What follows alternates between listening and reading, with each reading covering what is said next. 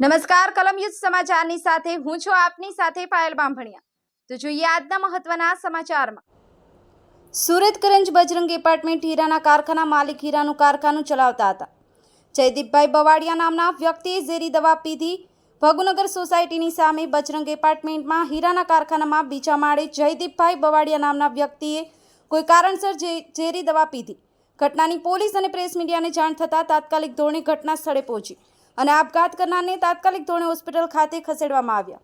Bureau report, કલમયુદ્ધ સમાચાર, સુરત।